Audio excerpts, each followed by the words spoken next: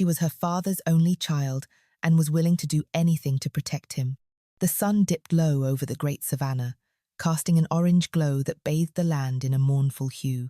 Obadele, once the mighty king of the kingdom of Irele, stood with his back against the stone walls of the enemy palace, bound in chains. His heart, once filled with pride and courage, now ached with the weight of defeat. He had led his people for many years, securing their land and their prosperity, but now they were enslaved, their crops burned, their homes destroyed. His once vibrant city, nestled in the heart of the savannah, had been reduced to a shadow of its former self. The enemy kingdom of Zuberi, led by the ruthless king of the same name, had conquered everything Obadele held dear. Behind the throne of the mighty conqueror, there was the whisper of fate. His only daughter, Amara, stood alone in the grand halls, forced into a life that was never meant for her. Amara, whose beauty rivaled the full moon, whose strength matched the ancestors, and whose courage could silence storms, was now nothing more than a concubine in the eyes of Zuberi. But this was a fate she would not accept. Amara stood in the cold, darkened courtyard, her heart heavy with sorrow. The distant sound of a drumbeat echoed in the air, signalling the announcement of a king's death sentence. Her father, the mighty Obadele, had been condemned to die by decapitation for his failure to protect the kingdom. The king of the enemy kingdom, Zuberi, had made it clear her father was to be executed by sunset. She rushed to the throne room, where Zuberi sat like an emperor, his cold gaze never leaving the floor beneath his feet. His men stood silent as Amara, her breath heavy with desperation, approached him. Amara fell to her knees before the throne, her heart pounding against her ribs. The court was silent, save for the cruel smirk on King Zuberi's face. He leaned forward, his dark eyes glinting with amusement as he studied her desperation. "Please, Zuberi," Amara said, her voice breaking. "You have taken my kingdom, my people, you have taken everything, but I beg you, spare my father's life. Take me instead, use me however you wish, but spare him." Zuberi chuckled, shaking his head. "You think your tears will move me?" He rose from his throne, stepping down toward her. "I have crushed kings, burned cities, and silenced warriors. Why should I show mercy now?" Amara clenched her fists. "Because I will do whatever you ask." Zuberi raised an eyebrow. "Whatever I ask," he turned to his ministers. "The princess is willing to sacrifice herself for a man who has already lost everything." The court erupted in laughter, but Zuberi lifted a hand, silencing them. He stared at Amara, a twisted idea forming in his mind. Zuberi's eyes flickered with amusement as he looked up at her, his lips curling into a dark smile. "You think so little of yourself, Amara? Your father was once a king, and you are nothing but a broken servant now." Zuberi's eyes softened for a fleeting moment, a trace of respect creeping into his hardened heart. "You are a beautiful woman, Amara, and for that I will grant you mercy. Your father's life will be spared, but only on one condition." Amara's heart skipped a beat. "What is it?" "He will not be executed by the blade, but by a much crueler fate," Zuberi said. "I will imprison him, but he will starve to death, locked away in a cell. For every day he survives, you can visit him, but you will not save him." Amara felt the world collapse around her. She stared at Zuberi, unable to comprehend his cruelty. "Why?" she whispered. "Why such a fate for a man who gave his life for his people?" Zuberi leaned back in his chair. "Because I can, and because I will break you, Amara, just as I have broken your father. The true strength of a man is not measured in the weapons he wields, but in how he endures suffering." Gasps echoed through the court. Even some of the ministers looked uneasy at the sheer cruelty of the decree. Amara's mind reeled. She had begged for her father's life, and Zuberi had given it, only to make his death even slower, more agonizing. She would not let it happen. No matter the cost, she would not let her father die. In the cold, damp cells beneath the palace, Amara's father, Obadele, lay weakened from hunger. The guards had made sure he was to be denied food and water, ensuring his strength faded with each passing hour. Yet he was still alive, and each day he clung to life with the hope that his daughter might somehow save him. Amara, with her heart heavy with love for her father, visited him every night under the guise of just to see her father, since the king had granted her permission to visit him once every day. The guards searched her to make sure she did not bring anything. But what she brought him was not mere sustenance, it was her own life force. Each night, she would secretly breastfeed him, giving him the strength she had left to help him survive another day. She knew the risk. If the guards ever found out, the consequences would be brutal, but she did not care.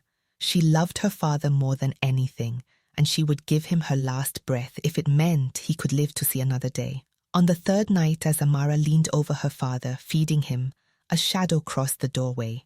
She looked up to see Kamari, one of Zuberi's most trusted guards, standing in the threshold. "What is this?" Kamari's voice was low, filled with suspicion.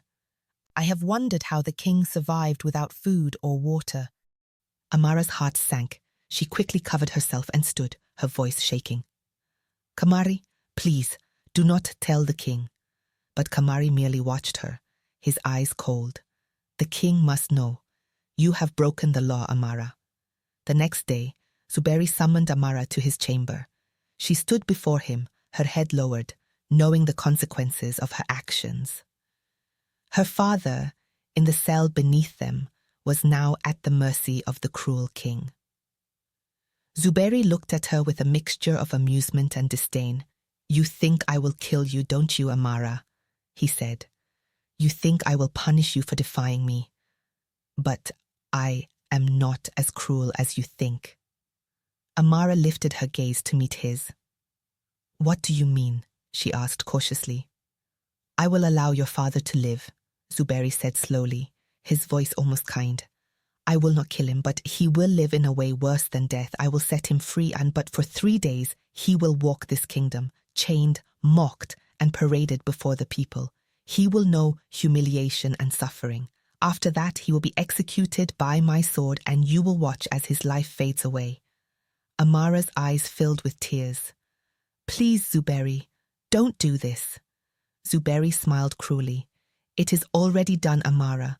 You are no longer in control of your destiny." The day of the execution came, and Amara watched in silent horror as her father, Obadale, was paraded before the people, his body chained, his head bowed in shame. He walked the streets of the enemy kingdom as a broken man, and Amara's heart shattered with each step. But just as the sun set, and the executioners prepared to carry out the sentence, a loud crash reverberated through the palace. Zuberi, the ruthless king, collapsed to the ground, his face contorted in agony.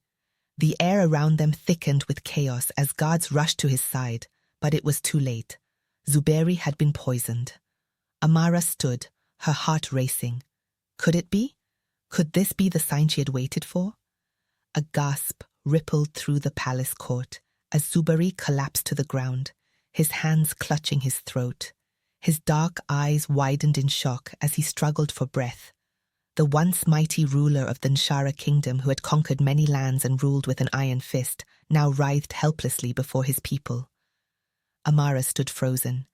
She had wished for this moment, longed for justice, but now that it was happening, it felt unreal. Who had poisoned him? One of the palace advisors? A vengeful slave? A concubine seeking revenge? "Get the royal healer, now!" Kamari, Zuberi's trusted guard, bellowed. The court descended into chaos. Servants scrambled, ministers whispered frantically, and guards rushed forward. But Zuberi's breath came in sharp, ragged gasps. His once mighty voice, which had ordered the deaths of so many, was now a weak, choked whisper. Amara's father, Obadel, still bound in chains, lifted his head and met his daughter's gaze. Despite his frail body, his eyes burned with hope. Could this be their moment of salvation? Zuberi let out one last, strangled gasp before his body fell still. The great enemy king was dead. Silence stretched across the hall. Then, as if a great weight had been lifted, the murmurs turned to cries of relief from the enslaved people of Irele, who had suffered under Zuberi's rule. One of Zuberi's ministers, a sharp-eyed man named Kwame, stepped forward. "The king is dead," he announced gravely. "The kingdom must not be left without a ruler. The throne—" But before he could finish, a warrior's voice cut through the silence. Long live Queen Amara. A ripple of gasps followed. The guards and advisers turned, eyes widening as they beheld Amara, standing strong despite the storm raging around her. Another voice joined in. Amara is the rightful queen. She is the daughter of Obadele. She carries the blood of kings. More voices rose in agreement. The people had spoken. Amara, still in shock, felt the weight of their words. She had never imagined herself as queen, but fate had carved this path for her. She would not let her father's suffering be in vain. With a deep breath, she straightened her back and lifted her chin. She turned to the guards. Release my father. No one moved. Amara's voice rang out again, stronger this time. Release my father. Kamari, the trusted guard of the late king, hesitated. His loyalty had always been to Zuberi, but now Zuberi was gone. He stepped forward and, with a single motion, unlocked Obadele's chains. The fallen king stumbled forward, weakened by starvation, but Amara rushed to catch him. She held him tightly, the warmth of his frail body against hers. Father, she whispered. Obadele, the once great king of Irel, looked up at his daughter, and for the first time in a long while, he smiled. The transition was not easy. The ministers of Enshara were divided. Some wanted a new warlord to take the throne. Others saw Amara as the only choice. But the people had already made their decision.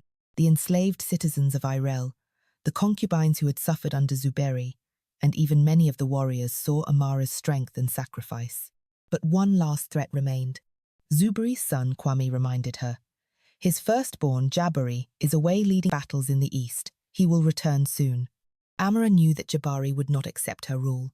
He would want revenge, but she also knew that he was a warrior, not a leader.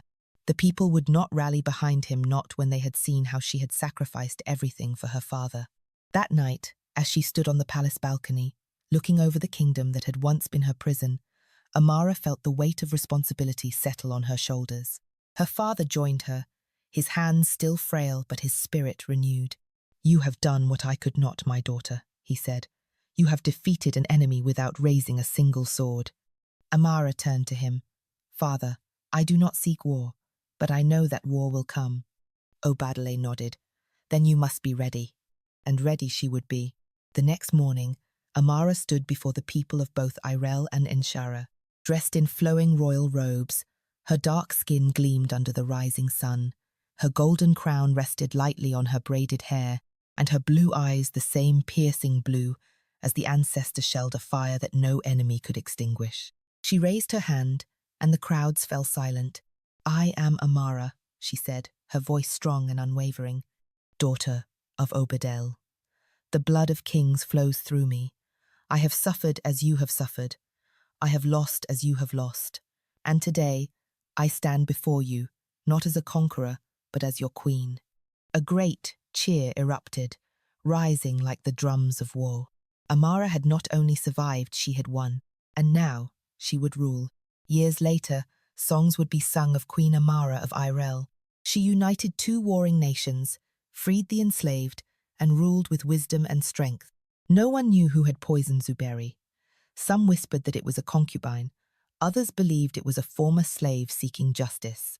But some said it had been Amara herself, acting in the shadows to secure her father's freedom. Only one thing was certain. The girl who had once pleaded for her father's life had risen to become one of the greatest queens in history, and her story, the story of the queen's sacrifice, would be told for generations to come. Thanks for watching this far. If you enjoyed the story, do like, share, and subscribe to support us. What did you learn from this tale? Let us know in the comments below.